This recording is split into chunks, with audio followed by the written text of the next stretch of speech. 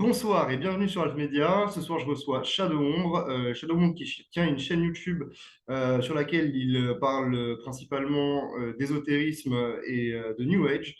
Bonsoir Shadow, comment vas-tu? Bonsoir, merci de m'avoir invité, c'est sympa. Et puis je vais très bien, j'ai la patate. Super. Mhm. Alors aujourd'hui, Shadow, on va commencer par parler un petit peu de toi. Donc pour commencer, sans en dévoiler trop, j'aurais aimé connaître un petit peu tes origines sociales et géographiques. Oui, ok, très bien. Bon, mes origines sociales, géographiques. Oui, moi je viens d'un milieu social très modeste, milieu ouvrier, dans la famille. Voilà, je suis originaire de. J'ai vécu, je suis né voilà, en Provence. Je suis originaire. Enfin, j'ai des origines mixtes, moitié nord-africaine, moitié française. Je suis de religion musulmane. J'ai vécu dans un milieu mixte aussi musulman, plutôt athée, enfin dans une drôle d'ambiance, on va dire, mais que beaucoup de gens, je pense, connaissent. Voilà. D'accord. Ok, très bien, concis. Donc là-dessus, tu as créé la chaîne Shadow Ombre. Je ne sais pas du tout d'ailleurs, à partir de quelle époque tu as créé la chaîne? Oh, franchement, tu sais, des fois, je tiens plus. J'ai du mal avec le décompte des années. J'ai l'impression que des fois, ça fait le temps est relatif, tu vois. Einstein. Ah, mais ça fait plusieurs années quand même que tu es là. Ça fait, je crois, franchement, 5 6 ans. Ah Je oui. sais pas, ça fait beaucoup. Je sais pas. Ouais, en temps YouTube, c'est beaucoup. Ouais, 5-6 ans, Ouais, si on parle attends, compétences sur le net, ouais. je crois que c'est 2016, je crois, un truc comme ça. Bref, et en fait, au début, j'étais venu sur Shadow Ombre parce que juste avant, je m'intéressais à l'extrême droite et au nouveau discours qu'il y avait sur Internet et la montée d'égalité, réconciliation, etc. Et je voulais critiquer certaines de ces, de- certaines choses de ce mouvement. Et puis, au fur et à mesure, bon, voilà, j'ai, louvoyé dans des fausses sceptiques de YouTube. C'était terrible, mais ça, c'est une grosse expérience. C'est une grosse expérience. Euh, Ça m'a aussi appris pas mal de techniques de clash, de. Non, bon, c'était n'importe quoi. Et un jour, j'entends que Françoise Nyssen devient ministre de la Culture sous le gouvernement, le premier gouvernement, comment il s'appelait? Édouard Philippe, sous la présidence de Macron. Et moi, ça m'a fait vriller parce que je sais qu'elle est proche de l'anthroposophie, plus que proche. L'anthroposophie, c'est un sujet que j'étudie depuis grosso modo 20 ans. Et pas que l'anthroposophie, toutes les nouvelles spiritualités qui sont nées au 19e siècle jusqu'à aujourd'hui, donc. Et l'anthroposophie particulièrement parce qu'il y a un manque de transparence et une manipulation d'une image de marque qui a pour but de tromper les gens et de les convertir inconsciemment comme une espèce de gramscisme culturel. Bref, ça m'a marqué et j'ai fait une vidéo pour expliquer qui était Madame Nyssen, à quoi elle était liée, enfin qui était Madame Nyssen, pas dans son entièreté, mais par rapport à l'anthroposophie, ce qu'était l'anthroposophie, etc. Et c'est comme ça que vraiment j'ai commencé à orienter ce que je faisais en tant que Shadow Ombre sur les néo-spiritualités, enfin mon travail actuel, quoi. Ok, Voilà. d'accord, très bien. Ça va, j'étais clair? J'ai l'impression que. Non, tu as été très clair. Ok. Alors là-dessus, moi, il y a quelque chose que je remarque et je pense que les internautes en général remarquent en regardant ta chaîne, c'est le travail de recherche. Donc, il y a un très gros travail de recherche. Après, je ne sais pas si il est si immense que ça, mais en tout cas, il est efficace. Comment tu trouves tes sources et c'est quoi ta méthodologie, en fait, simplement? Oui, alors, en fait, moi, j'ai connu les néo-spiritualités et je les connais d'abord par le terrain. Euh, Ma rencontre avec l'anthroposophie se fait d'abord sur le terrain. Et l'anthroposophie, je la vois tous les jours, mais vraiment au quotidien, évoluer autour de moi. Euh, concernant les autres néo-spiritualités, je suis en contact avec des gens, je vous pose des questions. Pour les anciennes spiritualités, ce que j'appelle les anciennes traditions, c'est-à-dire, je ne sais pas moi, le christianisme, le judaïsme, l'islam, l'hindouisme, etc. Grâce à mes voyages, je suis en contact avec pas mal de gens et dont certains ont des, disons, des responsabilités spirituelles, sont des autorités spirituelles dans certains courants. Donc c'est ce travail de terrain, plus un travail de recherche sur des textes originaux importants. Je suis bibliothécaire de métier. J'ai des contacts avec différentes bibliothèques pour avoir des archives, donc je me sers de ce réseau. J'ai la chance d'avoir quelques facilités en langue pour apprendre assez rapidement des langues, pas forcément les parler hein, avec quelqu'un, mais du coup de choper très vite voilà, comment fonctionne une langue. Et ça m'est arrivé avec la langue suédoise là, pour la traduction d'un documentaire. J'ai appris, je pourrais comment dire, discuter en suédois avec une personne maintenant. J'ai appris ça en 3 mois. Bon, voilà, c'est une facilité que j'ai. Donc, je peux lire les textes en langue originale. Je vais aux textes originaux, aux revues, etc. Et c'est ce travail-là que je fais en fait. Je passe pas forcément par ceux qui ont, alors j'y passe bien sûr, mais pas forcément par ceux qui ont déjà étudié tout ça. Parce que je veux faire un avis neuf, qui m'est propre. On est toujours influencé par les autres, mais je veux essayer d'être le moins influençable possible, d'autant plus que, notamment, c'est le sujet des sciences des religions, ce qu'on appelle la science des religions en sciences humaines. Et dans les sciences des religions, on n'est même pas capable de définir ce que c'est qu'une religion. Donc, il y a une dissonance cognitive. En plus, ils étudient les religions, ce qu'ils appellent les religions, toujours par le prisme psychanalytique freudien, totem et tabou. Il y a une condescendance orientaliste. Je veux, bref, passer outre ça, Mhm. aller directement à la source, discuter directement avec les gens, parfois de manière amicale, parfois de manière polémique. C'est ça mon travail. D'accord. Voilà. Et d'ailleurs, tu viens de parler d'orientalisme, j'aurais aimé un peu développer là-dessus. Toi qui étudies les religions, en quoi, pour toi, c'est un vrai problème dans la compréhension et en quoi ça se relie peut-être au succès des croyances New Age? Oui, alors, ben, c'est marrant, tiens, parce qu'il n'y a pas longtemps, on m'a sorti l'expression appropriation culturelle. Ah oui. Et aujourd'hui, ça a tendance un peu à remplacer l'orientalisme, alors que c'est pas du tout ça.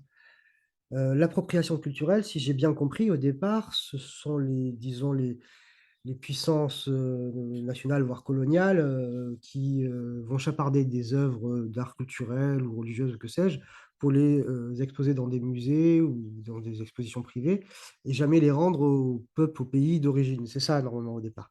Et puis ensuite, c'est devenu un truc où il ne faut pas s'habiller, emprunter les habits dans notre peuple, ou pas emprunter une culture dans notre peuple, etc. Bon.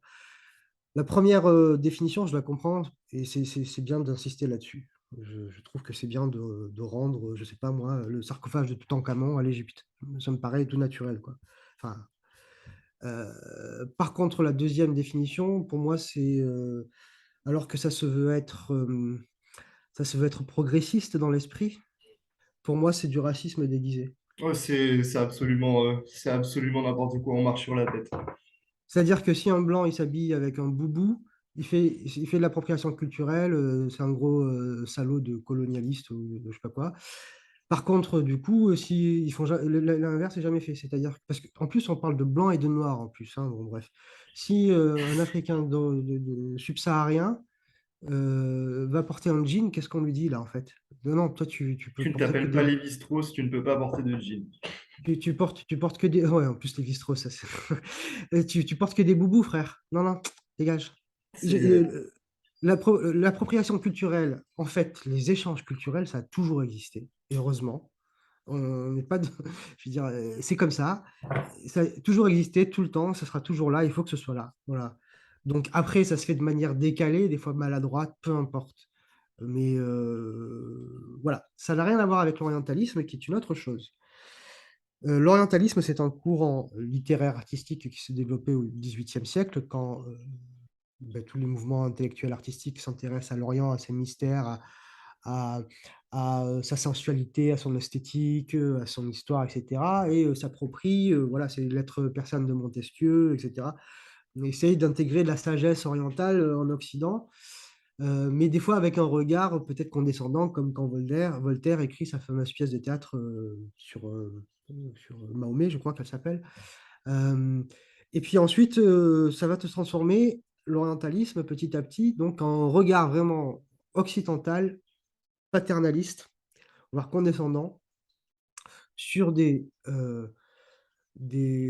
spiritualités ou des civilisations qui sont donc différentes et dont on va penser qu'elles sont inférieures à la nôtre, pour lesquelles il faut apporter la lumière, le principe même de la colonisation. Et donc, en fait, toute l'étude euh, sociologique, notamment, va se faire de cette manière-là, depuis Durkheim.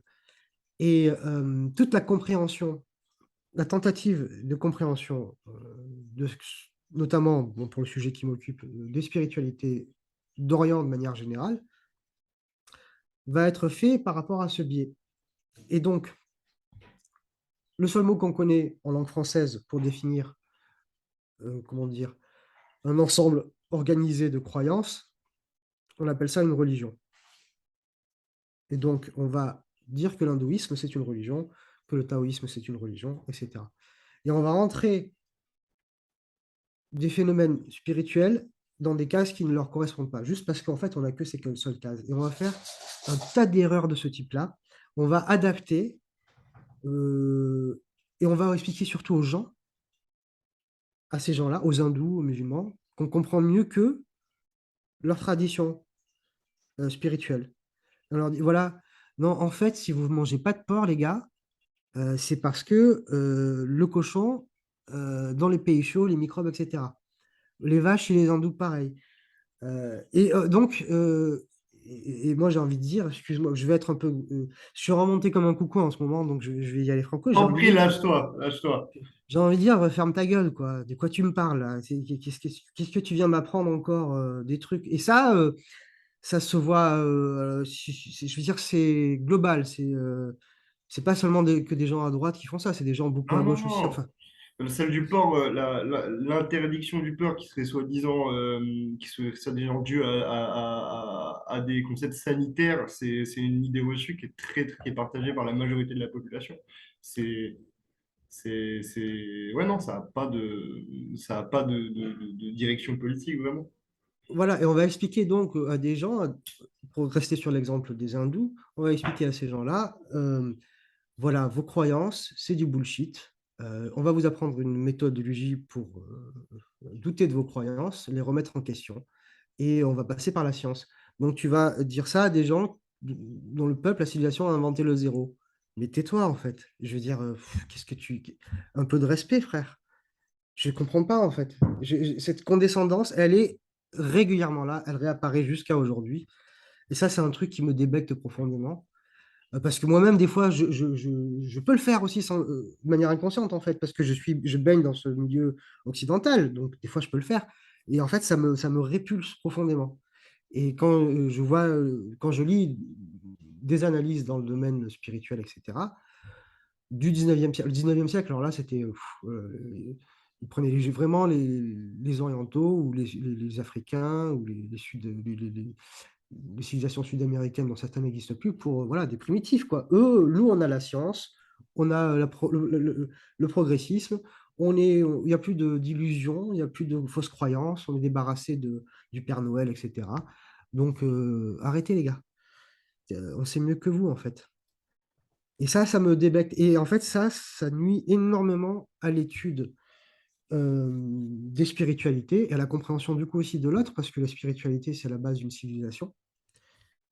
Euh, Qu'aujourd'hui, on soit supposément, notamment en France, basé sur une civilisation qui renie son caractère, ses origines spirituelles, et pose des axiomes, des idéaux un peu vagues, un peu fourre-tout, comme la liberté, Laïcité. voilà, le droit, je sais pas quoi. C'est très bien, je suis pas contraint, attention, hein. Dans un principe social, des avancées, c'est normal. Mais après, ça devient des postulats philosophiques, voire, pour pas dire spirituels, du coup, entre guillemets. Pourquoi je dis ça? Ah oui, alors, à l'époque, au 19e siècle, donc, tu avais les historiens qui avaient, les sociologues qui avaient donc qui étudiaient à travers ce postulat oriental, enfin, à travers ce prisme orientaliste. Et tu avais aussi ceux qui créaient ces nouvelles religions-là et qui disaient, hop, hop, hop, les gars, en général, c'est ça. Donc, notamment, la société théosophique qui est la plus connue, mais il y en a un tas d'autres. Nous, on a compris ce que c'est que le christianisme. Nous, on a compris ce que c'est l'hindouisme. On va se détacher des textes. On va utiliser la science pour se prouver. On a raison par la science. C'est pour ça que beaucoup de scientifiques vont naviguer dans les sphères des néo-spiritualités. Et on va créer une philosophie. C'est pas une, non, non, on n'est pas une religion, nous. On n'a pas de dogme. On sait la liberté et tout ça, pas de dogme. Alors qu'un dogme, en fait, c'est juste un chemin pour lequel tout le monde est d'accord. Enfin bon, bref, un chemin, le dogme. Non, non, la liberté pour tous, il n'y a pas de dogme, chacun fait qu'est-ce qu'il veut. Et on n'est pas une religion. Sauf que tu empruntes tous les, euh, tous les codes de la religion. Enfin, tu es une pseudo-religion, une religion cachée, etc.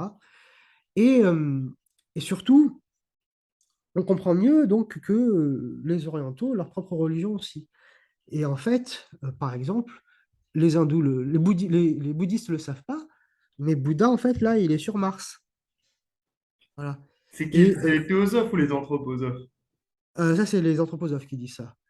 Euh, Aussi, en fait, il y a deux Jésus. Il y a un Jésus qui est né à Bethléem, un Jésus qui est né où déjà? Gomorre. Je ne sais plus. Bref. Et à un moment donné, il y a un homme roman d'un esprit, etc. Et le Jésus qui meurt à la fin. Bon. Et puis Jésus, il est sur le soleil, là. Et puis en fait, le vrai Dieu, c'est Lucifer. Le truc. Enfin, je ne veux pas rentrer dans le délire des complotistes luciférianistes, etc. Mais voilà. Et en fait, tout ce mouvement intellectuel dans le milieu universitaire, dans le milieu néo-spirituel, dans les milieux politiques, euh, vont se positionner comme une approche de supériorité par rapport à toutes les autres civilisations. Aujourd'hui, sincèrement, je le vois à travers les textes que j'étudie de certains universitaires contemporains, ça persiste et d'une manière qui en plus qui était déjà comme ça à l'époque, mais avec une espèce de bienveillance en fait. Euh, en- Entouré de, on les comprend, et Une espèce voilà. de paternalisme un petit peu. Oui, c'est ça. D'accord. Voilà. Alors, est-ce que du coup, tu penses que c'est cet orientalisme-là qui fait que les croyances nouvelles ont autant de succès parmi les populations occidentales, tu sais, qui sont un peu attirées par ce genre de culture, qui ont l'air un petit peu mystiques, qui viennent de... Enfin, après, je sais que la mystique, c'est quelque chose de différent, je n'emploie pas ce terme au premier sens, au sens premier du terme, mais voilà, qui fascine un petit peu certaines personnes dans leur ennui, dans leur quotidien. Oui, tu veux parler des bourgeois, c'est ça? C'est ça, ouais, parce qu'il y a un peu de ça. Après, il n'y a pas que des bourgeois qui sont Non, là-dedans, mais tu non, vois. mais après, le niveau de bourgeoisie, à quelle place on le situe? C'est-à-dire qu'à un moment donné, quand tu as un toit, quand tu peux manger, quand tu. Voilà, en fait, il faut que. La bourgeoisie, c'est quand à un moment donné, tu te dis, bon, qu'est-ce que je vais faire pour plus m'ennuyer? Parce que là, je m'ennuie, en fait. C'est ça, c'est là, à ce moment-là, que tu es bourgeois. C'est-à-dire que tu n'as plus à penser à tes besoins primaires. C'est Hmm. pas une insulte, tant mieux. Mais le fait est que dans notre société, depuis le 19e siècle, avec la mort de Dieu, la croyance au progrès, l'avancée du saint-simonisme, tu connais le saint-simonisme? Oui, et justement, j'en parlais avec un ami Radio Arabian. Justement, ils étaient en Algérie, les Saint-Simoniens, c'est ça? Les saint-simoniens? Ah Ouais. non, là, ça, non, ça n'a pas de rapport avec les. Non, c'est pas ça.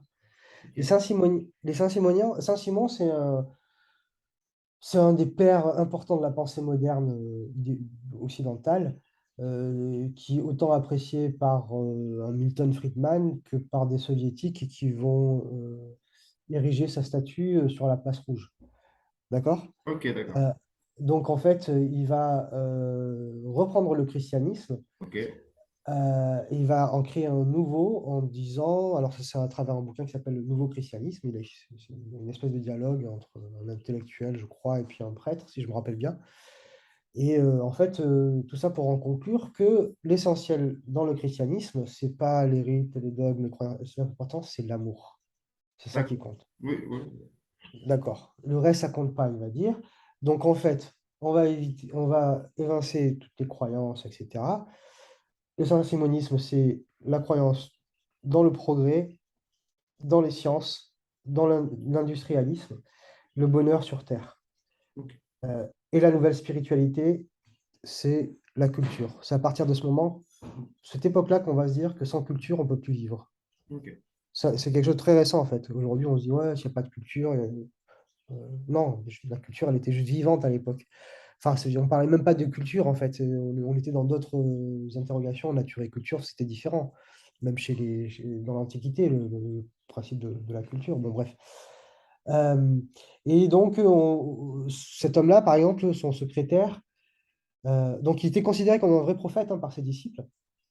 Et son secrétaire, donc celui qui écrivait quand il dictait, c'était Auguste Comte, le père du positivisme et de l'empirisme, et mhm, donc le mentor de tous les rationalistes aujourd'hui, qui a quand même créé pour un nouveau catéchisme, le catéchisme positiviste. Il a créé carrément une église, etc. Bon, avec l'église positiviste, il y a la chapelle de l'Humanité qui est à Paris, qu'on peut encore visiter, avec des hôtels dédiés à l'industrie, à la médecine, au progrès. Saint-Simon emprunter le terme avant-garde au militaire pour dire que l'avant-garde, l'élite d'une nation, ça doit être l'avant-garde dans le milieu de l'ingénierie, dans le milieu de la philosophie, dans le milieu politique, etc. Et son élève et disciple, donc Auguste Comte, va créer le terme altruisme, donc dans la droite lignée de ce principe de l'amour, etc. Pourquoi je dis ça? Je ne sais plus vraiment. Non, parce qu'on est Parler dans des une époque, bourgeois à la base. oui, on est pas de la mort de Dieu, et donc on est dans un nouveau paradigme de modernité où le bonheur est sur terre, se gagne par le travail en fait, et donc par l'argent. L'argent va devenir le nouvel axe voilà, est-ce que tu es une personne socialement intéressante ou pas, et est-ce que le bonheur va se traduire par ce que tu as dans ton compte en banque. Voilà. Et on en arrive aujourd'hui au développement personnel, par exemple. Le fait de réussir dans sa vie. Euh, et donc, à l'époque, on se cherche de nouvelles spiritualités. Avec ce côté orientaliste, on ne peut plus supporter que euh, l'homme soit arrivé sur Terre entre le Tigre et l'Euphrate, selon les récits monothéistes. Ouais. Non, l'homme, le premier homme, c'est le pôle Nord, l'Hyperborée, etc. Ah oui, oui, oui. Donc à partir de là, en fait, l'homme blanc l'homme blanc entre guillemets, donc, le, c'est le berceau de l'humanité en fait.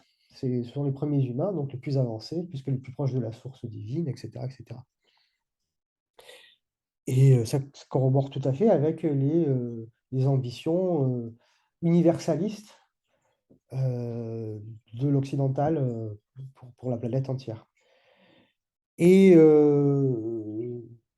en Europe, notamment en Europe centrale, notamment germanique, deux mouvements vont se créer, les Lebensreform et les Völkisch. Les Lebensreform, ce sont des gens qui sont effrayés par la modernité, l'industrialisme, etc., qui vont fuir les villes et créer des communautés dans la nature, dans la campagne, avec une récupération d'anciens mythes mélangés à la réincarnation par le biais de la société théosophique, Mhm. et qui vont c'est un peu les ancêtres des hippies, si tu veux, des années 60, quoi. Ils vont marcher pieds nus sur le sol, faire des câlins aux arbres, etc. Et puis ensuite, tu as les Folkish qui ont ce même rejet, sauf qu'eux, ils vont se retirer dans la campagne, mais avec des velléités teutones, ariennes. C'est plutôt les châteaux plutôt que d'ailleurs que les, euh, que les huttes ou les mansardes. Mhm. Et c'est là d'ailleurs que vont être réinventés comment il s'appelle? j'ai un trou de mémoire. Bon, bref, les runes, telles qu'on les connaît aujourd'hui. Et c'est là que va se créer aussi ce qu'on appelle l'occultisme proto-nazi. Euh, et donc, mais le point commun entre les deux, ça va être le théosophisme, donc de Blavatsky, donc ce mélange syncrétique de diverses religions et soi-disant prouvable par la science moderne. Et le deuxième point commun, c'est que ce sont tous des gens qui sont très aisés, des bourgeois, qui ont besoin de divertissement, qui ont besoin, et comme ils ont tout, ils se rendent compte que le fait d'avoir tout, ah ben, ça ne suffit pas. C'est ce dont on est en train de se rendre compte aujourd'hui, puisqu'on a le modèle de société est en train pas que s'effriter, je veux dire, là, ça s'effondre complètement. Et donc, on est en perte de modèle, et puis on voit bien qu'on a tout, tout est possible, mais en fait, voilà, on bouffe l'énergie, on bouffe ci, etc. Et ça, notre façon de voir le bonheur aujourd'hui, il y a quelque chose qui ne va pas. Euh, et donc, c'était quoi la question au départ? Alors, la question au départ, là, en plus, tu étais revenu sur le point, est-ce que c'est pas justement ces visions orientalistes qui font qu'une certaine, un peu biaisée, un petit peu biaisée, qui font que la population occidentale, notamment aisée, est attirée vers le New Age. Est-ce que Oui, c'est pas oui, c'est le fait ça. que les grandes figures aient un petit peu une lecture des civilisations et des spiritualités orientales par un prisme justement occidental qui fait que les mouvements New Age ont eu autant de succès? Oui, il y a ça, et puis il y a aussi les nouveaux paradigmes de liberté qui fait qu'à un moment donné, la valeur n'attend pas le nombre des années, certes, mais à un moment donné, tu peux apprendre et te taire, être un peu humble. Et aujourd'hui, plus personne n'est sage, en fait. Plus personne, qui dans notre société peut faire figure justement de modèle de sagesse. Euh, Personne. Il n'y a plus de hiérarchie, pas politique, mais de hiérarchie, disons, oui, de sagesse, quoi. Hmm. Comme on est sur des bases sociétales hyper libertaires, euh, c'est pas un truc que je critique, c'est un truc que constate. C'est qu'à un moment donné, ben, forcément, on est en perte de repère, en fait. Les gens, ils sont certes en liberté, mais ok, on va où, quoi? On fait quoi? Et c'est ce qui arrive, du coup, avec des gens qui vont ben, chercher des simples questions sur qu'est-ce que c'est que la vie, à quoi ça sert, où on va. Euh, et c'est pour ça que, par contre, bon, tant pis, hein, je divague, hein, Compris. c'est pour ça que, tu vois, il y a des personnes qui vont, je ne me moque pas des personnes qui ont des besoins spirituels, qui se posent des questions et qui se retrouvent des fois dans des délires pas possibles, parce qu'ils ne savent pas vers où se tourner, ils ne savent pas vers quoi aller. Euh, et ils font comme ils peuvent avec les moyens qu'ils ont en ce moment. Et, euh, et c'est pour ça qu'il y en a qui en profitent, forcément. Et le New Age est vraiment spécifique au monde occidental. C'est-à-dire que avec la modernité, il y a la liberté et on peut créer ce qu'on veut, faire des syncrétismes, mélanger. Jusque, jusqu'à jusqu'à un certain temps, en tout cas, disons, ce qui sortait de la norme orthodoxe, on appelait ça des hérésies. Alors, et du coup, il y avait certes des sorties, et bon, ça rentrait vite dans le rang, certainement avec de la violence, peut-être à tort ou à raison, je ne sais pas, je ne juge pas, je constate. Et, et aujourd'hui, non, c'est ce qui fait qu'il y a des gens qui sont persuadés que à travers la méditation, ils vont trouver des voies d'apaisement, etc., voire d'autres choses. Et en fait, ils se retrouvent face à eux-mêmes. Se retrouver face à soi-même, c'est très dangereux. On peut tomber en dépression, en fait, si on n'est pas encadré. Donc, quand tu mets de côté, parce qu'aujourd'hui, on a des groupes qui se disent rationalistes et qui essaient de reprendre d'anciennes pratiques en dégageant le blabla spirituel, comme ils disent, et en faisant de l'expérimental, de l'empirisme, c'est-à-dire on va essayer ça, qu'est-ce que ça fait? Mais les gens, ça fait de la télécivilisation, ça fait 3000 ans qu'ils font ça en fait, et qui créent des écoles, et qui font attention, et qu'il y a un cadre. Ça n'empêche pas les charlatans, mais les charlatans dans le monde rationaliste et matérialiste, il y en a tout autant. Donc l'empirisme, il y en a déjà en fait. Euh, voilà quoi. Je vais arrêter là. Ah non, mais je te vois, tu pars pas vraiment en digression, en fait, tu restes sur le fil. Euh, qu'est-ce que je voulais te demander? Ouais, donc du coup, on parlait de New Age, de pourquoi ça a attiré beaucoup ici en Occident, pourquoi la lecture occidentale, les spiritualités orientales étaient biaisées. Maintenant, il y a quelque chose que les gens, s'ils n'ont pas vu ta chaîne, par exemple, quelque chose qu'ils vont sûrement confondre, c'est qu'est-ce que c'est la distinction, qu'est-ce qui distingue un courant ésotérique d'un Ah oui. courant New Age? Alors, si tu pouvais développer un peu là-dessus, parce que je suis pas sûr que tout le monde chez moi soit vraiment à jour. Ouais, c'est sûr. Et puis en plus, si les gens viennent sur ma chaîne, ça va être. C'est pour ça que j'ai très peu de gens qui me suivent, sûrement parce que bah, déjà le sujet n'est pas forcément ce qui intéresse le plus de personnes, parce que je fais pas ce qu'on appelle du putaclic. Même en ce moment, j'ai essayé d'améliorer la qualité de certaines choses sur mes vidéos, mais j'ai envie de redevenir à des trucs un peu roots, un peu plus bout de décoffrage, des vidéos de 4 heures comme j'ai fait sur la Société théosophique. Mais je fais pas de vulgarisation en fait. Par contre, si on est un peu attentif, je veux dire, les gens ne sont pas débiles, ils peuvent très bien, je pars du principe que je n'ai pas à faire de la vulgarisation. Les gens ne sont pas des imbéciles, ils sont tout à fait capables de comprendre ce que je dis, vu que moi-même, je ne pense pas que je sois d'un grand niveau non plus. Enfin bon, bref, les gens ne sont pas bêtes. Par contre, voilà, mon travail, tout mon cas de travail consiste à être le plus précis possible. Des fois, je me réécoute, je me dis, mince, j'ai fait des bourdes, j'ai fait des erreurs, mais bon, c'est comme ça. Mais d'être le plus précis possible et d'être très clair sur les définitions et les mots, parce qu'il y a énormément de confusion. Aujourd'hui, l'ésotérisme, c'est tout ce qui est, je sais pas comment on pourrait définir l'ésotérisme, c'est tout ce qui est un peu le monde de l'invisible, le fait de contacter ce monde de l'invisible ou pas, le comprendre, les cartes, les tarots, les pierres qui guérissent. Bon, ça a beaucoup rapport avec le côté thérapeutique, le bien-être, les anges, voir les extraterrestres, et donc toutes les pratiques qu'il y a autour.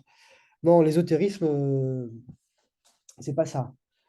L'ésotérisme, c'est vraiment, comment dire, une école métaphysique, c'est-à-dire la métaphysique, c'est au-delà de ce qui est matériel, physique, qui s'inscrit dans un cadre déjà traditionnel, où il y a déjà des religions, par exemple. C'est-à-dire, si on prend l'exemple du judaïsme, l'ésotérisme du judaïsme, c'est la Kabbale. Ça reste dans ce cadre-là très précis. Ça ne ressort jamais du texte, mais ça en cherche ce qui est caché par la symbolique, c'est-à-dire ce qu'il y a derrière les mots. C'est-à-dire le premier niveau, c'est étudier le principe métaphorique, qu'est-ce qu'il y a caché derrière, l'interpréter, jusqu'à des niveaux plus profonds, c'est-à-dire les calculs numériques et symboliques des lettres, la gematria, etc. Ça peut passer par l'étude de symboles comme dans la franc-maçonnerie, avec des formes géométriques, par exemple, ou des sculptures. Ça peut passer par le souffle même est un symbole pour l'ésotérisme. Donc, chez les musulmans, chez les soufis, c'est les soufis. Chez les chrétiens, il y a plus trop d'ésotérisme, si ce n'est dans la franc-maçonnerie encore. Parce qu'il y a des différents degrés dans l'ésotérisme. Il y a l'art il y a l'art sacerdotal, c'est celui des prêtres. Il y a l'art royal, il y a l'art de métier. La franc-maçonnerie, c'est un art de métier qui s'est hissé à l'art royal et qui a des buts très précis. C'est le fait de connaître ce que nous sommes et ce qui nous entoure. C'est comme le dit un des grands textes de l'hermétisme, table de Meurtre, ce qui est en haut et ce qui est en bas. Donc, si on connaît, et comme ce qui est en bas, et ce qui est en bas comme ce qui est en haut. Donc, si on connaît le corps et ses prolongations psychiques, et si on connaît l'espace, etc., eh bien, on a une connaissance physique des choses. Et c'est le premier niveau. Et c'est ça, c'est l'art royal, en fait. Le deuxième niveau, eh bien, c'est la métaphysique. Donc, les écoles ésotériques, ça passe par de l'initiation. C'est-à-dire qu'on est initié par un maître qui va nous guider. Il ne va pas nous donner la vérité dans un plat comme ça, direct. Il va nous dire, tu devrais essayer de chercher. Et c'était l'exercice. C'est comme si. Ça reste dans un cas très précis. C'est pas ouvert à tout le monde parce qu'il faut avoir une certaine nature, une certaine compétence, des qualifications. Voilà. Et puis beaucoup sont appelés. Il y a peu d'élus de toute manière au final. Et par exemple, dans l'islam, toutes les grandes personnalités connues du monde théologique, même de la charia, ce qu'on appelle la jurisprudence islamique, même celui qui est Ah, c'est révéré ça, je par crois que les... c'était comment Usul al-Fir. Oui, sous le fiqh, ce sont les fondements de la charia, en fait. Ok, ah d'accord, ok. Ouais. Oui. Euh, euh, Quelqu'un comme Ibn Taymiyyah, qui est la référence des salafistes et des wahhabistes, c'est un soufi, en fait. Donc, les plus grandes personnalités intellectuelles, spirituelles, entre guillemets philosophiques, j'aime pas ce terme-là, adapté au monde musulman ou à d'autres civilisations, si ce n'est grecques, en tout cas gréco-romaines, ont tous été membres d'une école ésotérique. Le taoïsme, par exemple, c'est différent, c'est de la métaphysique pure. On ne peut pas dire que ce soit une religion, Hmm. parce que le côté social, c'est le confucianisme. Il y a une Ouais. séparation. Ça, ils ont légalisme, taoïsme et ouais, confucianisme. Ouais. Voilà. C'est très distinct. Ouais, là. C'est distinct. Par exemple, le rite des morts, du souvenir des morts, c'est pas, c'est dans le confucianisme, c'est pas dans le taoïsme. Hmm. Le taoïsme, c'est vraiment le vase vide. Qu'est-ce que ça veut dire? T'as un contenant, t'as un contenant, le contenu, c'est de l'air, est-ce que c'est du vide, est-ce que ça passe? C'est ça le taoïsme, en fait, la voie du Tao. Et en plus, c'est basé sur des principes, bon, je ne vais pas rentrer dans ce délire-là du yin et du yang, ou justement du tantra dans les deux traditions On hindoues, va y venir.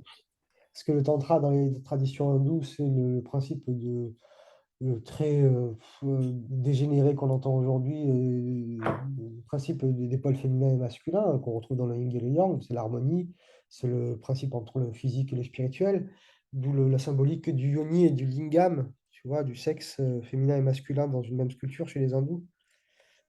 Tu vois ce que c'est le yoni et le Du lingam? tout. Bon, bref, tu regarderas. Fais tes propres recherches. Et, La vache. donc, l'ésotérisme, c'est ça.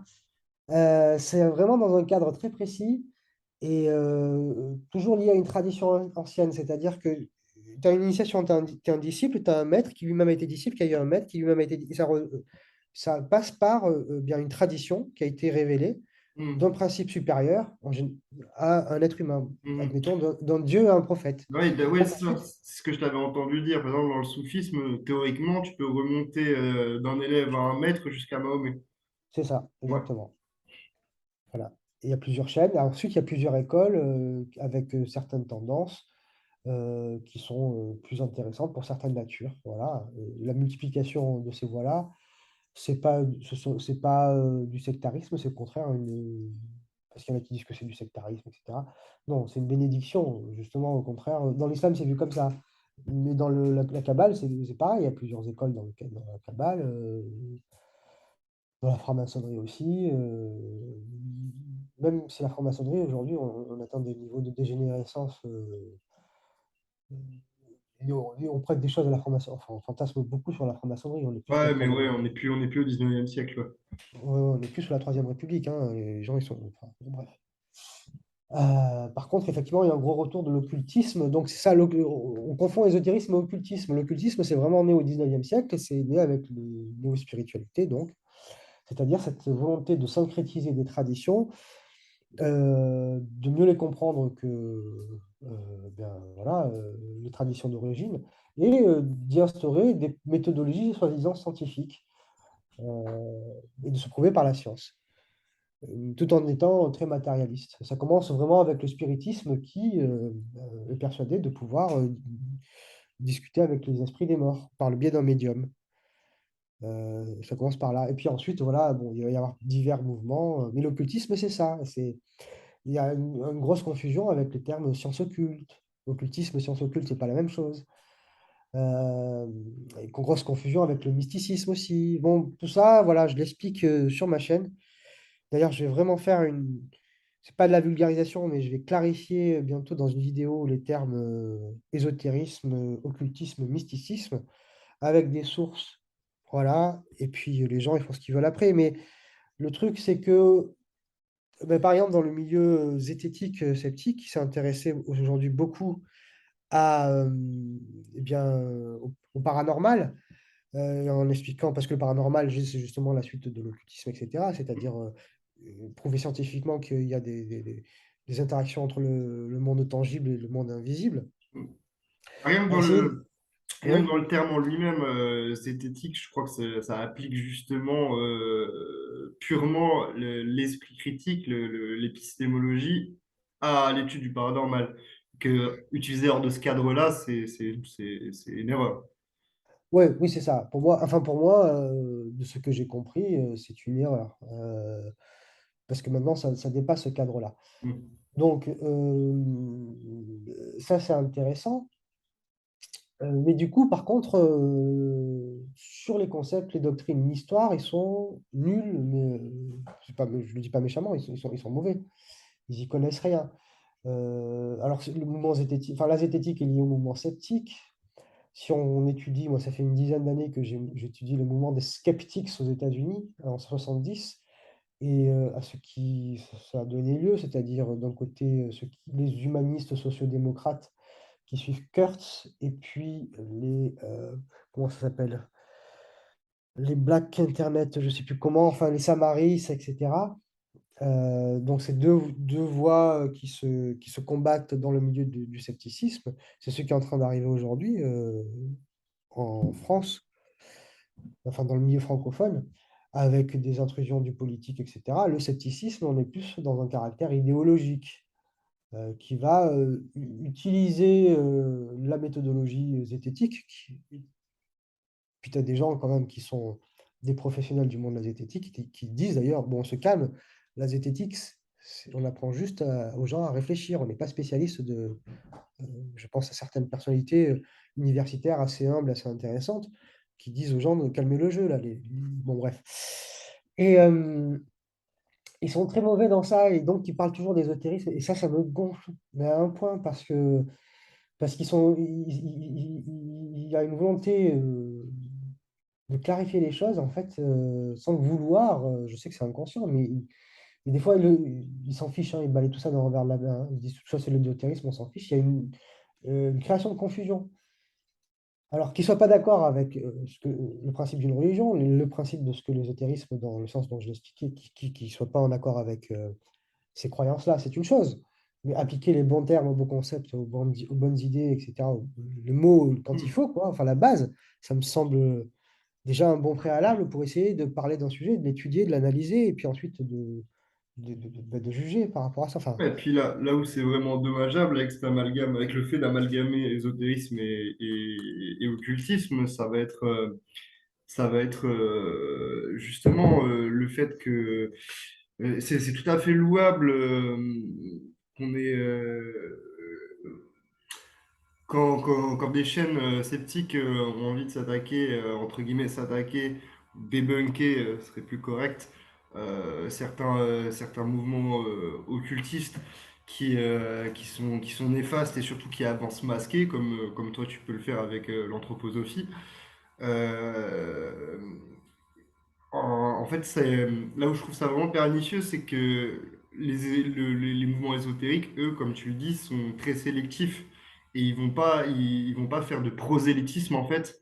ah non, Pour, surtout pas, non. voilà, et c'est ça qui est très pernicieux parce que du coup, l'amalgame bah, il est dommageable en fait. On peut pas mettre dans le même panier une culture, enfin, quelqu'un qui pratique la Kabbale, quelqu'un qui pratique le soufisme dans son coin avec son maître tranquillement, et quelqu'un qui sciemment va, ou même des fois, c'est pas forcément fait en conscience, en toute conscience des choses, mais qui va essayer de faire en sorte qu'un enfant de 5 ans croit en Harry-Man, tu vois. Ouais, ouais, ouais, bien sûr. Et ouais, c'est vrai que c'est dommage parce que ouais, il s'éloigne un peu de l'objectif et puis bah, il colle des étiquettes sur des gens qui n'ont pas forcément grand-chose à voir avec les gens qui veulent débunker à la base. Oui, en plus, ma critique, tu vois, elle n'est pas méchante, hein. Je pose un constat aussi, là. Il y a beaucoup de sceptiques qui s'intéressent du coup, à mes travaux pour ça, parce que ça leur permet de clarifier certaines choses. Ils sont étonnés, ils apprennent, entre guillemets. Du coup, moi, je lance juste des bouteilles à la mer, et puis en général, les gens les attrapent et ils vont chercher des choses par eux-mêmes. C'est comme ça que ça marche aussi, hein. C'est l'intérêt, enfin, c'est ce que je veux proposer enfin, c'est l'intérêt de mon travail. Moi, c'est comme ça que je le vois aussi. Je peux pas tout traiter de manière exhaustive. Mais c'est dommage que des fois, ils n'y prêtent pas attention, quoi. Alors, dans ce milieu-là, en plus, dans ce milieu-là, il y a des guéguerres avec les sciences dures, les sciences molles. Ça, c'est pas des vraies sciences, c'est pas de la science exacte, Oui, l'histoire la du science, monde. la pseudo-science. Ouais. Voilà. Oui, et puis entre les sciences dures et les sciences humaines, quoi. Oui, entre ouais, Euh, sciences dures et sciences molles, entre guillemets. Ouais. mais bon, si tu veux, très bien. Moi, la zététique, en fait, je l'ai appris au collège, quoi. C'est les figures de style, c'est la rhétorique. Après, c'est pas parce qu'on l'apprend, c'est le fait de réfléchir et d'avoir de l'esprit critique. Moi, je l'ai appris à l'école, quoi. J'ai eu cette chance-là. Bon, Plus lycée que collège, vraiment le truc qui pourrait bien résumer, bah, on en parlait tout à l'heure avant l'enregistrement, c'est tu prends l'art d'avoir toujours raison de Schopenhauer, tu le lis, tu as compris à peu près l'essentiel de ce qu'ils vont dire dans leur vidéo, quoi.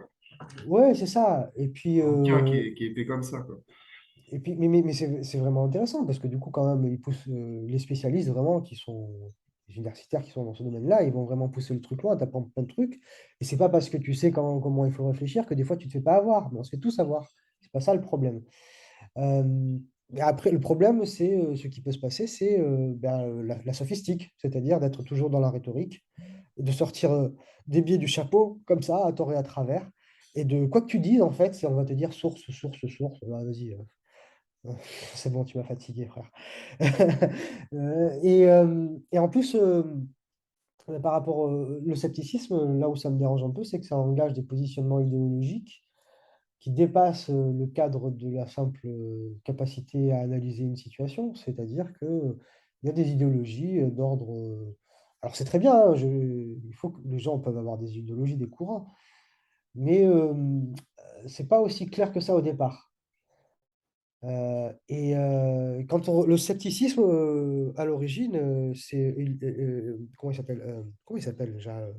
Pyrrhondélis, sceptique, en fait, qui était un prêtre du Péloponnèse dans l'Antiquité.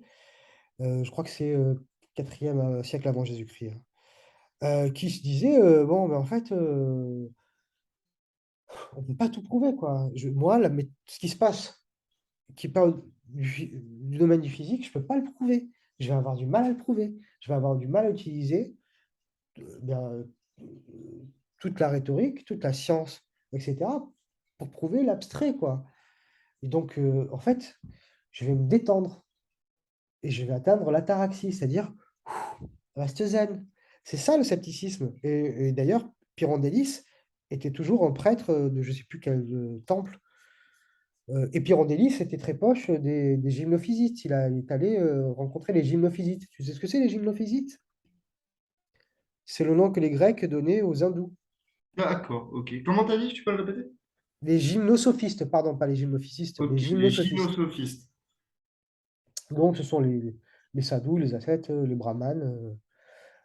En fait, les Grecs, il y a le préjugé grec que tout sort de grec, de Grèce d'un coup, quoi. Et en fait, comme s'ils n'avaient pas été en contact avec justement, Les Égyptiens et tous les... voilà, comme si les grands philosophes n'étaient pas allés apprendre auprès des prêtres égyptiens, auprès des brahmanes, etc., qui, dans la première partie de leur apprentissage, eh bien, apprenait le corps et l'espace.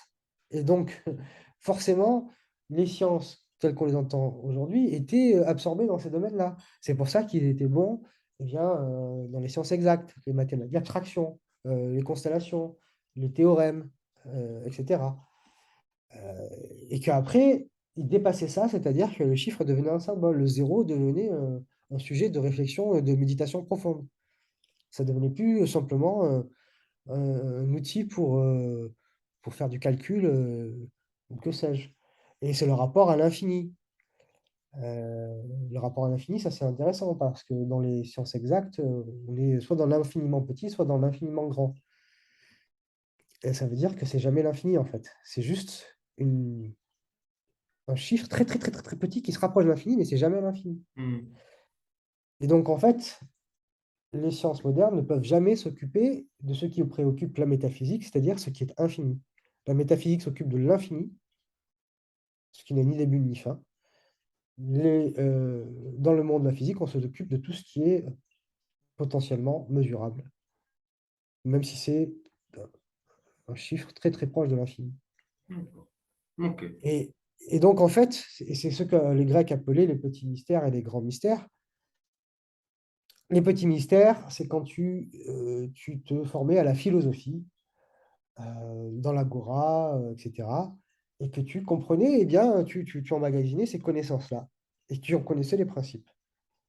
Les grands mystères, c'est que là, quand tu rentrais dans les académies et que tu recevais effectivement des connaissances initiatiques avec des symboliques cachées sur le rapport avec le divin. Et l'objectif, là, c'est d'aller dans la non-dualité, c'est-à-dire de se fondre dans l'éternité, dans l'infini, dans le principe, dans Dieu, si tu veux, pour parler simplement, et de ne faire plus qu'un avec lui, il n'y a plus La gnose. d'individu. Voilà, la connaissance, la gnose, connais-toi toi-même, connais-toi toi-même, c'est le principe de la gnose, en fait. Hmm. Et c'est la connaissance ultime. Après, il y a toutes les dérivations avec dérivation avec le gnosticisme hérétique des 3e siècle de l'ère chrétienne. Mais c'était quoi la question de départ? Je suis désolé. Ah Alors, oui, les sceptiques. c'était pas. Ouais, non, non, t'as fait un dérivé, mais justement, continue et je vais passer à ma question sur les sceptiques. Eh ben voilà, en fait. Donc les sceptiques, ça n'a rien à voir avec la taraxie aujourd'hui. Le scepticisme moderne n'a rien à voir avec le scepticisme antique. C'est pas, ça ne poursuit pas les mêmes objectifs. Les Hmm. objectifs aujourd'hui, c'est de prouver, du scepticisme à terme, c'est de prouver que, en fait, toutes les histoires qu'on nous raconte, spirituelles, etc., ce sont des illusions et qu'il ne faut plus croire en tous ces bullshit, en fait. Hmm. Voilà. Et quelque part, ça pose souci parce qu'en fait, si jamais tu es juif et que tu te dis sceptique, ça veut dire que appartenir au mouvement sceptique, par exemple, je prends un exemple, ça veut dire qu'au bout d'un moment, si tu vas arriver au bout du truc, tu te détaches de ton judaïsme ou comment on fait là? Comment on fait? Bah, après, je pense qu'il y a comment dire, lectures du terme scepticisme. Je sais que ouais, justement, chez les croyants, on peut prôner un certain scepticisme, mais je pense pas que ça veuille juste dire la même chose pour tout le monde. Ouais, bah, c'est le sens commun du terme. Je veux dire, tu Mm. appliques le doute à tout ce que tu fais, tout ce qu'on t'entend, et même par rapport à ce que tu comprends de ta, euh, de tes pratiques spirituelles. Je veux dire, quand tu es adepte d'une croyance, tu te poses toujours des questions par rapport à ce que merde, si jamais tout ce en quoi je croyais, ça n'existait pas. Mm. Quelqu'un qui est sincère, il se pose la question à un moment, il peut se la reposer. Mm. Et ça peut être une source de conflit intérieur quand on a un drame qui arrive dans la famille. On peut se dire, mais non, mais en fait, il n'y a pas de Dieu, etc. Alors que c'est juste. Je sais Ouais. pas, d'après ce que je comprends, je sais que dans certains courants, le doute renforce la foi, en fait. Ben, c'est là où c'est intéressant, c'est que, en fait, quand tu. Effectivement, le doute peut renforcer la foi parce que ça te fait poser des questions et gagner certaines certitudes, Mm. à tort ou à raison, peu importe. Après, ça, c'est la libre appréciation des personnes, quoi. Mais ce qui est intéressant, c'est que quand tu es adepte d'une croyance, quand il t'arrive un malheur dans la vie, un accident, je sais pas, quelqu'un de ta famille assassiné, ou je sais pas, une grave maladie ou un truc comme ça. Là, tu te dis, merde, putain, mais c'est pas possible. Excusez-moi des gros mots, pour les gros mots. C'est pas possible. Dieu n'existe pas. Il pourrait pas laisser faire ça. Ça, c'est la question que peut se poser, ça m'est déjà arrivé, un croyant. Bon, après, tu as des croyants quand même qui connaissent voilà, leur tradition, etc., et qui disent, bon, effectivement, on nous avertit déjà que c'est dans les moments difficiles où il faut être patient et endurer et s'en remettre à Dieu. Mais tu en as beaucoup qui se posent, c'est humain, plein de questions et se disent, merde, c'est pas possible, Dieu n'existe pas, sinon il n'aurait pas laissé faire les guerres, les morts, etc. Dans le milieu des gens qui sont plutôt athées, rationalistes, matérialistes, etc., quand il y a un membre de la famille qui est très malade, ou même soi-même, ou comme je te dis, un meurtre, un assassinat ou un accident terrible, ou quoi sais-je, eh bien, c'est l'inverse qui va se produire. C'est-à-dire qu'à un moment donné, ils vont aller chercher des solutions ailleurs. C'est d'ailleurs ce qui va faire que beaucoup de scientifiques au 19e siècle vont passer par le spiritisme. Tu as Crookes, l'inventeur des tubes Crookes, le fameux tube Crookes, un important physicien qui va vouloir entrer en contact avec son frère, qui est mort, plein de gens comme ça. Et ça se passe encore aujourd'hui, c'est-à-dire que tu as des gens qui sont très matérialistes, etc., et qui vont d'emblée faire confiance à la science pour se soigner d'un cancer, par exemple. Et puis, si ça ne marche pas, eh ben, à un moment donné, ils vont aller vers des trucs alternatifs, et puis ça va les emmener plus loin petit à petit. Et eux, par contre, ils vont croire, parce qu'en fait, c'est leur dernier espoir, à un moment donné. C'est marrant, cette dichotomie, et en fait, c'est vachement intéressant à étudier, enfin, à constater surtout. C'est comment tu peux basculer de l'un à l'autre, mais tellement vite. Et tes certitudes peuvent basculer. Et qu'en fait, il faut vraiment. Moi, quand j'y pense, des fois, j'ai besoin de une piqûre de rappel, mais en fait, ça apprend l'humilité, quoi. Ça apprend l'humilité, ouais. Il faut être humble devant tes certitudes. Parce que tu ne sais pas ce qui peut arriver demain et tes certitudes peuvent être complètement Vous voulez. changées. Ouais. Hmm. D'accord. Mais Alors, voilà, c'est là où c'est intéressant de voir que tu as beaucoup de gens qui se disent rationalistes, qui vont tomber dans des dérives New Age. Et puis tu as des gens qui sont dans des dérives New Age, qui vont avoir les yeux dessillés par le travail de la zététique et du scepticisme. Pourquoi tu souris? parce que j'ai pas Eh, besoin de poser les questions, en fait, tu vas tout seul là où je veux. ah ben parfait. Eh ben, tu vois, en fait, il fallait juste me dire d'enregistrer un truc, je te l'aurais Ouais, envoyé. en fait, pourquoi on s'est pris la tête?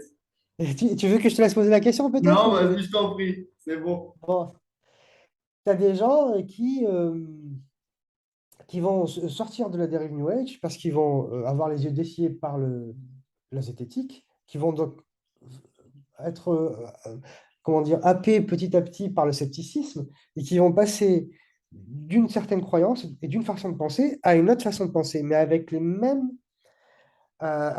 attitude de certitude et avec la même attitude militante, en fait. Et donc, des fois, ils étaient à une époque où ils étaient dans une dérive New Age, et ils te disaient comment il fallait penser, loi de l'attraction. Si tu veux que ça t'arrive, il faut que tu sois positif avec le monde te le rendra, des trucs comme ça. Et puis maintenant, ils t'apprennent à penser comment il faut penser et pourquoi tu penses ce que tu penses. Et ces gens-là, je ne sais pas d'où ils viennent. Et là, il y a un manque d'humilité. Et bon, c'est là qu'il y a toute la communauté qui devient extrêmement nocive. En plus, il y a l'effet réseaux sociaux, etc. Il y a un gros manque d'humilité dans ces milieux-là. Et puis, tu as des gens qui deviennent spécialistes du jour au lendemain. Ils étaient spécialistes en loi de l'attraction un jour, le lendemain, ils sont spécialistes en comment il faut penser de manière rationnelle. OK. Mais très bien, parce que des fois, ça peut faire naître des vocations. Mais moi, j'ai plus de respect, j'avoue. J'avoue que j'ai plus de respect pour des personnes qui ont vécu dans des dérives New Age, qui en Mhm. sortent, qui témoignent, qui font leur travail de témoignage, qui lancent des alertes, qui essaient de se débarrasser d'un poids de leur vie aussi, parce que ça fait partie de, si tu veux, de leur catharsis, si on veut. Non, Je sais non. pas si c'est- je sais pas si c'est le bon mot, mais bon, voilà. Ah, si, si, on peut considérer que c'est une catharsis. Après, ça dépend. Ouais, c'est vrai qu'il y a une notion Voilà. de défoulement, donc, ouais, ouais, je sais pas. Oui, mais en tout cas, de se libérer d'un poids et d'essayer d'être utile pour les autres. Et puis ensuite, une fois que ce travail-là est fait, d'essayer de faire sa vie gentiment, de ne pas essayer d'expliquer aux autres comment il faut penser, de ne pas te faire de business à partir de là. Parce que tu en as qui faisaient du business dans le développement personnel et dans les dérives New Age, et il y en a qui font maintenant et qui en sont à faire du business Ah, dans le c'est monde du sceptique et zététique. Hmm. C'est Arnaud Thierry de la chaîne Astronogeek qui disait ça dans dans un live de Zioclo. En gros, il parlait de ça. En fait, il y a beaucoup de gens dans la zététique qui viennent de dérives plus ou moins sectaires, en tout cas de croyances New Age et tout ça.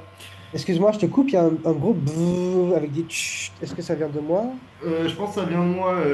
Ma moitié vient de rentrer et Ah, elle réchauffe son repas. Euh, ah, ok, ok. alors, ça va, tu m'entends quand même? Non, je t'entends bien, c'était pour l'enregistrement, il n'y a pas de souci. Ok. Alors, où est-ce que j'en étais? Euh, Arnaud Thierry. Oui, voilà. Et il disait justement qu'il y avait pas mal de gens qui venaient du New Age, qui avaient ce genre qui avaient en fait une révélation et qui allaient vers le scepticisme.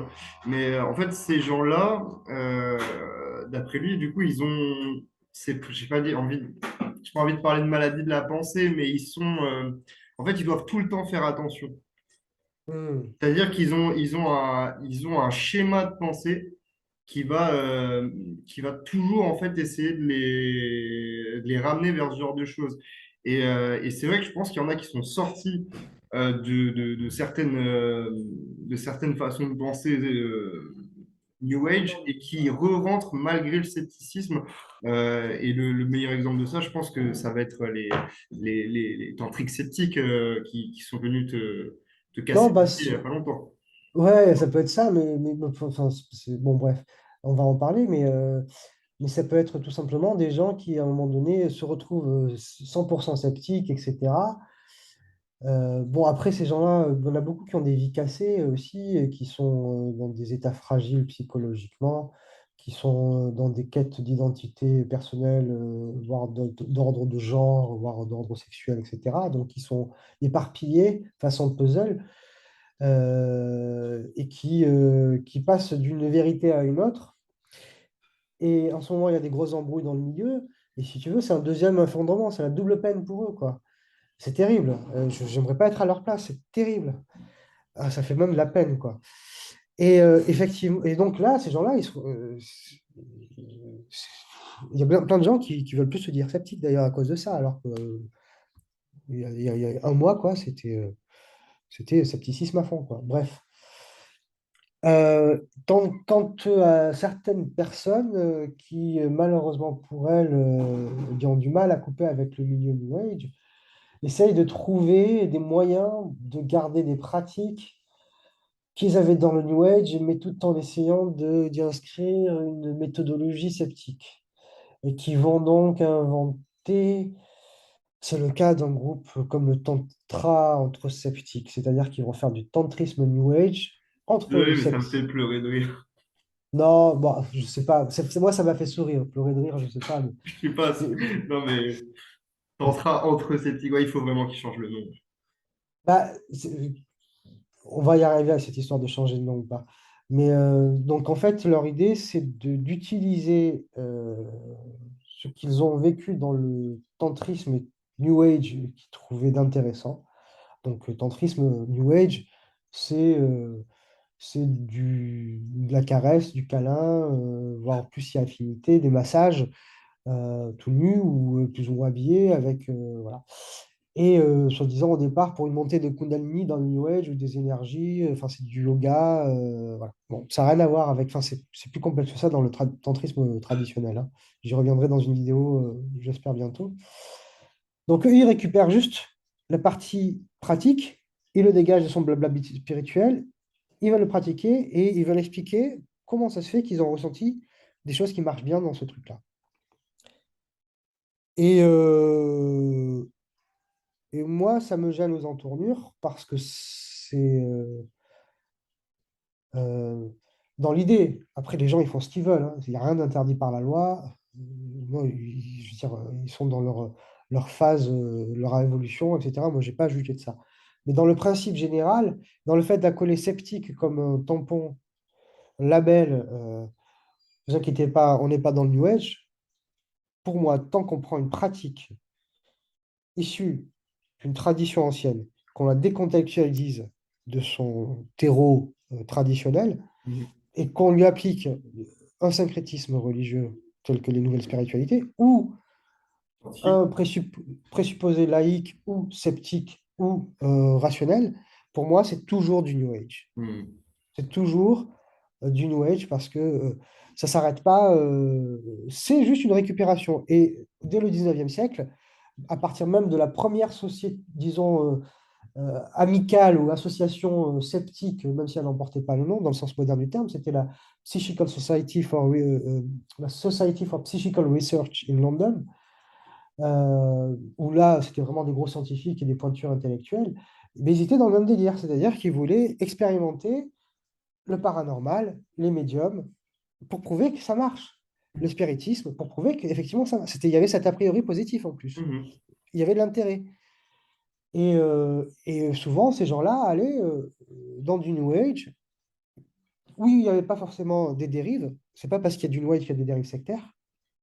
Attention, ça, si moi je décide que le cactus dans mon balcon, c'est une divinité qui m'a parlé et que j'organise une communauté autour de ça, les gens croient, ils croient. Il y a des dérives, si j'y arrive vraiment, si moi j'y crois sincèrement, il y a des dérives, si j'en profite pour abuser des personnes sexuellement, porte-monnaie, etc., etc. Mais s'il y a des croyances, c'est des croyances, quoi. Mhm. Même si elles sont New Age. Mais bon, voilà, tu peux mettre tantrisme et sceptique. Si tu additionnes les deux mots, ou tai chi sceptique, enfin, je sais pas, il y a des.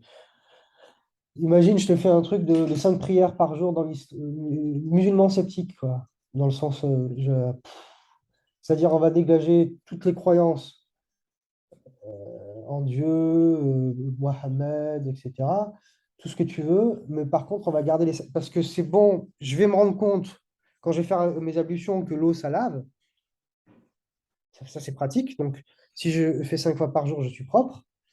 Que si pendant la prière, je me plie, puis ensuite je me mets à genoux, ça me fait de la gym. En plus, si je vais un peu plus loin, eh ben, ça rythme ma journée, donc je vois ma journée passer, je suis plus conscient, c'est de la prière de pleine conscience. Tu vois, on peut faire, On peut faire c'est son. possible, c'est possible. Ouais, puis Et en plus c'est plus, gros, plus ça passe, hein. Blablaski l'a bien montré, hein. non, et en plus, dans les faits, c'est vrai. C'est-à-dire que dans la simple pratique d'un musulman, tu peux en retirer les bénéfices simples juste par la rationalité. Mhm.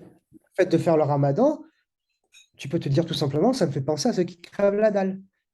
C'est le premier niveau. Ou ça me fait penser à un moment donné, il faut que je lutte contre mon ego, j'ai faim, il faut que je me maîtrise. C'est le premier niveau. Après, tu as 20 autres niveaux au-dessus, tu vois. Mais c'est pas, je veux dire, ça n'a aucun sens. Mhm.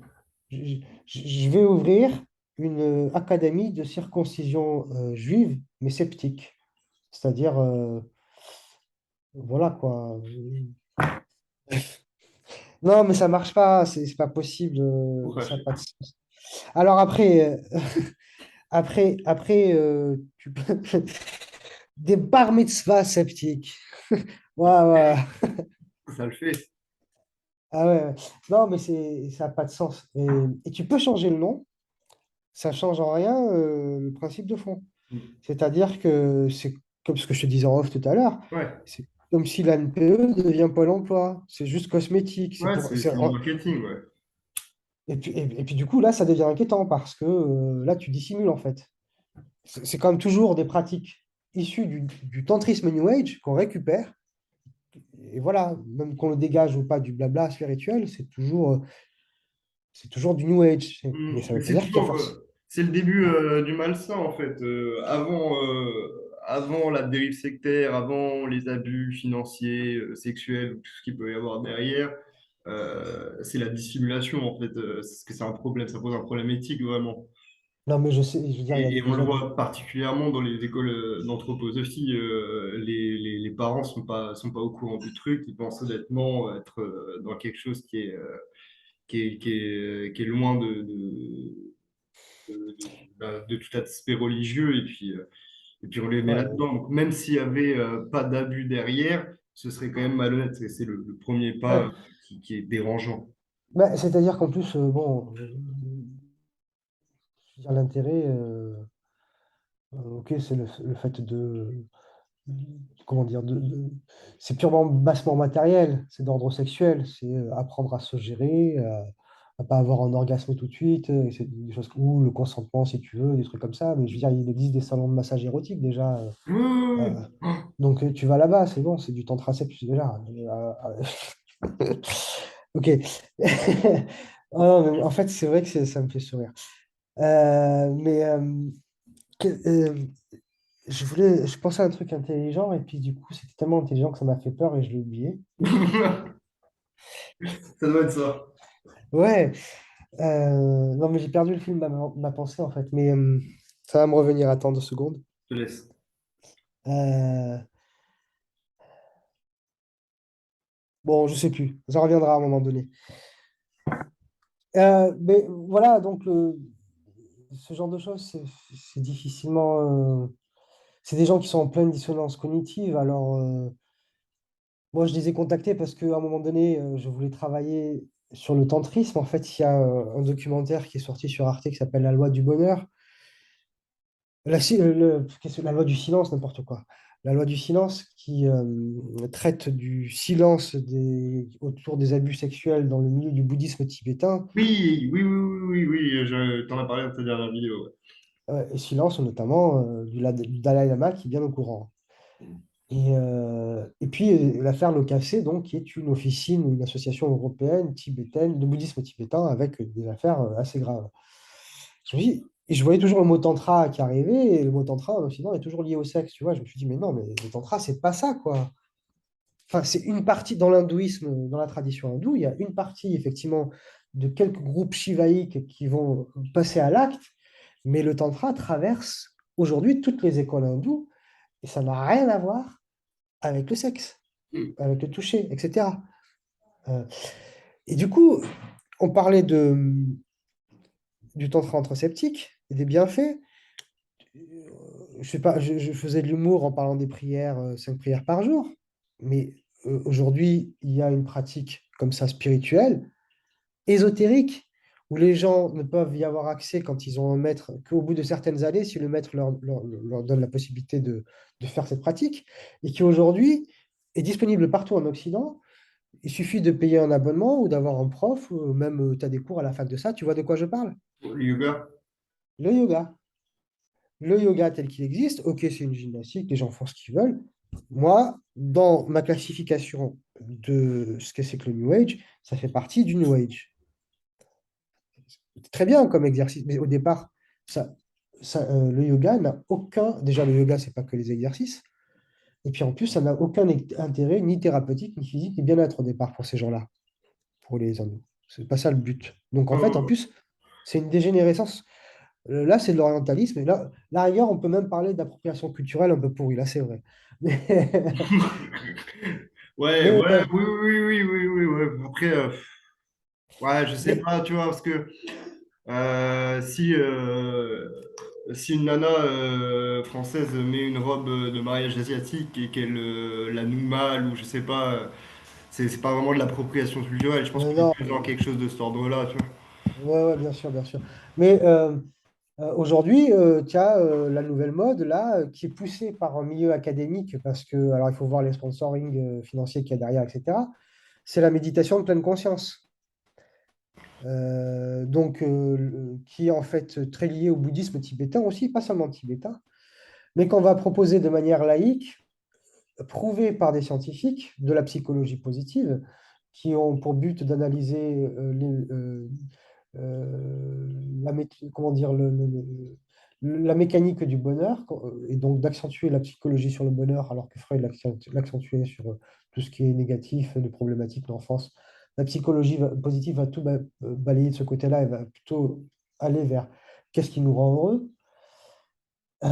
Donc, comme je te disais, quand on va analyser les sponsorings derrière, qui va permettre à ce concept d'être une discipline académique et, avec des recherches universitaires, des diplômes, etc., c'est un peu inquiétant, moi je trouve. Et en plus, on parle de passer ça dans les écoles.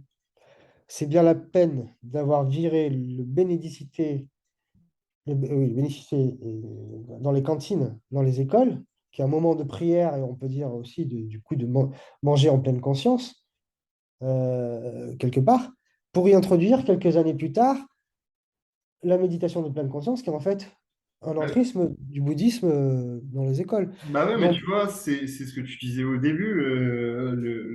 La spiritualité, c'est un des fondements d'une civilisation et les civilisations occidentales, malgré le fait, enfin pas toutes, mais une grande partie de la civilisation occidentale, en essayant d'y échapper, bah, en fait, elle y revient toujours par d'autres voies un petit peu plus floues. Et ouais, oui, et ces autres fois toujours plus fous seront toujours des contrefaçons. Et donc, en fait, c'est comme quand tu as le sac Vuitton et tu achètes la contrefaçon. Bah, la contrefaçon va s'abîmer plus vite, il va y avoir des problèmes, le fond est doublé en carton, je sais pas quoi. Donc, c'est une analogie pourrie, hein, mais tu vois ce que je veux Oh, dire. oui, oui, je comprends. Ouais. Et ça peut être même, du coup, bah, l'inverse, parce qu'en fait, on ne sait pas quels sont les. On peut se poser des questions sur qu'est-ce qui a poussé certaines personnes, à un moment donné, à impulser ces contrefaçons-là. Mm. Et est-ce que justement, il n'y a pas. Et ça, c'est ce que, des questions que certaines personnes se posent. Est-ce qu'il n'y a pas des impulsions négatives euh, et dans le but de... alors, dans les milieux religieux, etc., c'est carrément amener les gens vers la déchéance, quoi. C'est à discuter. Mais on est dans la contrefaçon, de manière factuelle et matérielle, je veux dire, d'observation. On est dans la pure contrefaçon. On va me dire, oui, mais l'islam, c'est un arrangement du christianisme qui est lui-même un arrangement du judaïsme. Oui, mais c'est l'interprétation culturelle, là. Il y a une continuité. Et par exemple, si on prend l'islam, eh bien, l'islam reconnaît qu'il y a eu, il n'y a pas que Mohammed comme prophète, il y en a 36 000, dont certains qu'on ne connaît pas, qu'on ne connaît plus. Donc, on est dans une continuation. Là, par contre, dans les néo-spiritualités, il y a une espèce de rupture qui se fait avec une création d'autre chose. C'est beaucoup plus brutal, c'est beaucoup plus lié au marché, à l'argent, et c'est beaucoup, enfin, c'est lié à des trucs qui sont un peu plus troubles et qui sont inquiétants. Mm. Voilà. Et le milieu rationaliste n'est pas exempt de tomber dans ces travers-là, même avec le plus de sincérité possible. Et pour cela, il ne suffit pas de regarder seulement ce qui se passe maintenant, parce que ce qui se passe maintenant, les gens me disent, mais non, Shadow, tu délires, tu vois du. Il y en a un qui m'a sorti, pour toi, tout est New Age. Je fais, vas-y, super argument de merde. Et non, je dis, mais non, c'est d'où l'intérêt de regarder l'histoire. L'histoire se répète, en fait. Ce qui s'est passé au 19e siècle, c'est passé dans les années 20, c'est passé dans les années 30, c'est passé dans les années 40, 50, jusqu'à aujourd'hui. Mm. Ça continue sans cesse. Mm. Puis c'est fou à quel point on néglige l'impact de ce genre de choses, parce que tout à l'heure on parlait de protoculture nazie et tout ça. Et c'est vrai que ces choses, même si elles sont pas mises sur le devant de la scène quand on étudie l'histoire avec un grand H, ou enfin après peut-être si on l'utilise plus dans les détails, mais on parlera pas de toutes ces dimensions occultistes en fait qui jouent bah, leur rôle dans des grandes périodes de l'histoire. C'est vrai que je pense qu'on on va pas vraiment étudier profondément ce que c'est que l'occultisme nazi pour expliquer comment les directions, les virages qu'a pris le, le, Ouais. le Troisième Reich. Tu vois. Ouais, c'est ça. Disons que après le nazisme, c'est pas que ça. Il faut pas l'essentialiser à Non, ça. non, bien sûr, mais je veux dire, je pense qu'on C'est- sous-estime quand même vachement l'impact de ces choses-là. Pareil, exact, les gens exactement. comme Ouais. Nyssen, tu vois, bon, qui était pas, elle, anthroposophe directement, mais je pense que les gens, bah, ça passe sous le radar, tu vois, qu'il y ait des gens dans les sphères de décision qui soient impactés par ce genre de choses, quoi. Enfin, qui sont dans ce genre de croyances. Bah, en fait, ouais, bon, après, là, on rentre dans des sujets Je plus veux pas faire de obscurs. parallèle entre Nyssen et les nazis, hein, soyons clairs. Attention. Oui, non, non, quand même pas. Mais bien que l'anthroposophie, bref, ne n'entrons pas dans ces sujets. Sinon, ça va nous mener trop loin. Mais l'occultisme est très récent. il est essentiellement occidental. Bon, or, le monde s'occidentalise, donc on trouve de l'occultisme maintenant quasiment un peu partout. Dans le monde arabo-musulman, on a l'intrusion de tout le coaching, développement personnel de ces dérives sectaires, Ça et marche pas. notamment l'anthroposophie, les écoles Steiner-Waldorf au Maroc, en Tunisie, en Égypte, Ah il y a bon, carrément... ok, d'accord. L'anthroposophie est carrément un village en Égypte, hein, avec D'accord, des ok. écoles. C'est considéré comme, comme un exemple de bio, etc. En Jordanie, Je voyais ça euh, vraiment localisé, moi. Tu sais, en Europe, donc Allemagne, Suisse et France, et un peu aux États-Unis, mais je pensais pas que c'était si. non, là, en tout cas, sur l'anthroposophie, il y a un marché qui, et voilà, ils sont allés sur le marché nord-africain. Ça commence à rentrer. Ça rentre principalement par le milieu des cadres supérieurs, etc. Donc la bourgeoisie, la haute bourgeoisie. Parce que voilà, bon, bref, je ne vais pas rentrer dans Ouais. ces histoires-là. Je vais être en plus méchant. Euh, c'est le cas aussi donc en Inde. Euh, c'est en train de pénétrer petit à petit. Donc le monde s'occidentalise vraiment. C'est très récent, comme je disais, et, euh, et c'est lié à la modernité. C'est-à-dire que les gens ont l'habitude de découpler la science et la rationalité avec les chimères occultistes. Or, les chimères occultistes ne peuvent pas vivre sans la science. Et la science, les scientifiques ont toujours eu des velléités, il y a toujours eu des ponts, et puis avec des personnalités quand même, avec des prix Nobel, avec des futurs premiers ministres comme Arthur Balfour, etc., avec ces occultismes-là, jusqu'à aujourd'hui. Euh, et c'est né en même temps. C'est né ça vient du même monde. C'est-à-dire, à un moment donné, eh bien, un rejet dans l'ancien paradigme, à tort ou à raison. Et puis, on se retrouve face à un truc, il faut tout réinventer. Et puis, en plus, il y a la liberté, c'est parti. Et du coup, il y a des impulsions qui font se jouer, qui sont pas neutres. Moi, il me semble, en tout cas, d'après ce que je commence à bien percevoir à travers mes études. Euh, bon, voilà, c'est fascinant tout ça, c'est vraiment intéressant. Mais c'est pour ça que j'essaye de faire passer ce goût-là, d'expliquer et d'essayer, pour utiliser un jargon New Age, de conscientiser, n'est-ce pas, les gens à ces réalités Problématique, quoi. d'ordre conceptuel, historique, doctrinaux, etc. Après, les gens, ils sont d'accord avec moi ou pas, c'est pas grave. Je m'en fiche. Je cherche pas. J'ai aucun. Mon travail, il n'y a aucun objectif lucratif. Je cherche pas à gagner d'argent. De toute façon, ça se voit. Ouais. Euh, je cherche pas à avoir du public en masse. Je m'en fiche. Bien sûr, s'il y a plein de gens qui m'écoutent, je suis content. Mais ça me mettra la pression de l'autre côté. Et j'aurais peut-être. Je crains le fait de me laisser avoir à donner un discours pour essayer de faire un public pour le garder. Ouais. On est tous humains, je veux dire. Ah oui, c'est logique. Bah, après, Je- je pense que tu te protèges assez bien de ça. Euh, tu montes pas ton visage, t'es relativement anonyme, t'as pas le compteur, t'as pas le compteur Oui, je m'en fiche. et tout ça, c'est, De vision, pas les likes, je ne les mets pas. Quand je suis invité par des gens, c'est pour parler strictement des sujets que je traite sur ma chaîne, et pas de mes avis personnels, ni politiques, hmm. ni littéraires. Pourtant, j'en ai, hein, la littérature. Oui, je sais, on en avait déjà parlé, hein. En privé, ouais, bon, tout ça, c'est une grande passion. Mais je veux dire, j'ai plein de passions comme tout le monde. Enfin, de passion, j'aime pas ce terme, mais disons, j'ai des obsessions, on va dire, comme tout le monde, comme les tristes. Et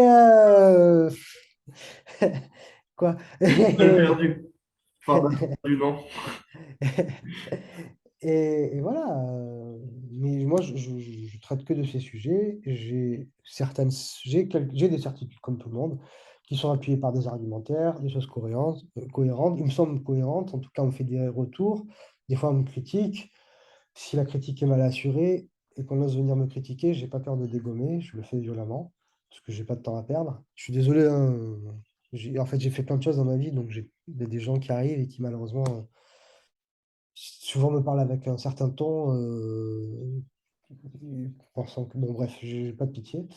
Et, euh, et puis, et puis voilà. Je reste. Et puis surtout, Fidèle à j'essaye. toi-même. Et surtout, j'essaye de pas trop faire de vulgarisation.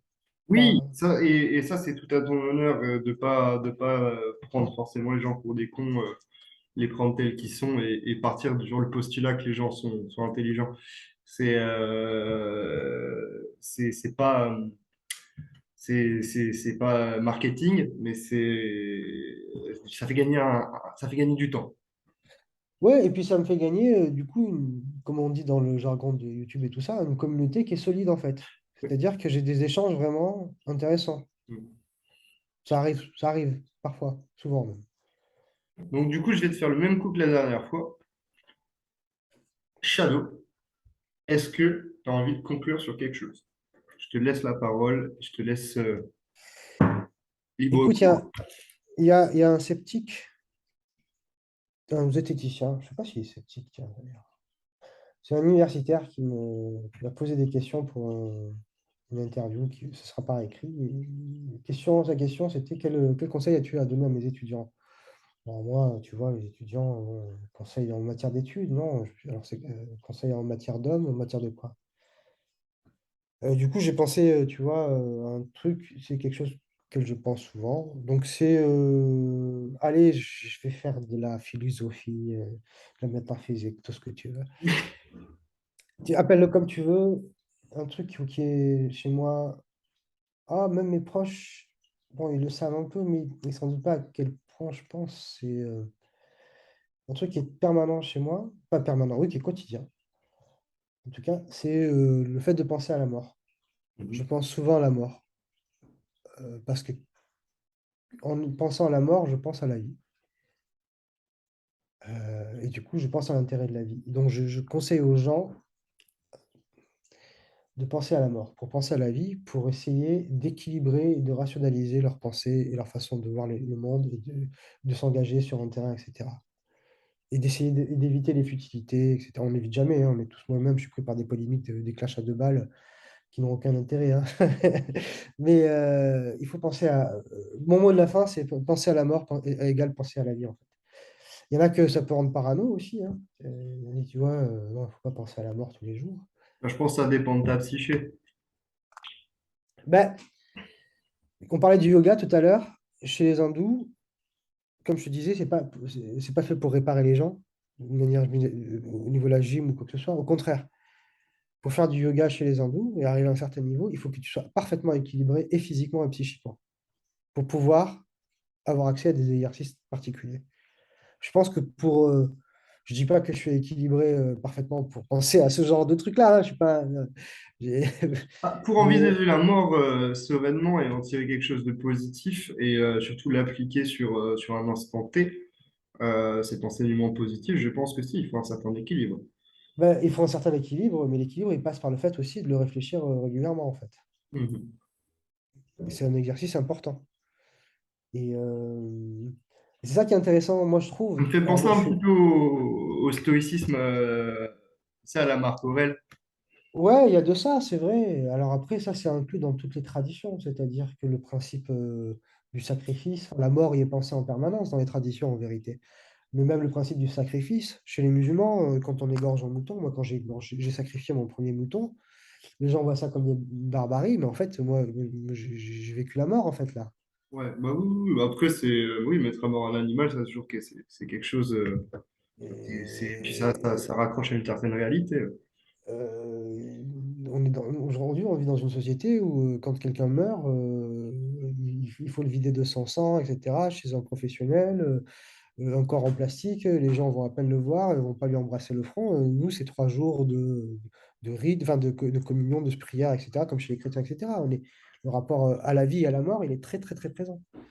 Et alors, comment dire, je suis sans doute pas le meilleur des pratiquants, mais ça, c'est cette histoire de penser à la mort. C'est le mot de la fin, voilà, pour moi. Penser à la mort. Très bien. Bah Ah, écoute, et restez positif, hein, surtout. on va y arriver, on va y arriver. Bon, bah, je te remercie, Shadow. Je t'en prie. Si un jour tu as envie de revenir sur la chaîne, ou si moi j'ai envie de te réinviter, j'espère que tu répondras présent. Et c'était super. Je te souhaite une agréable soirée.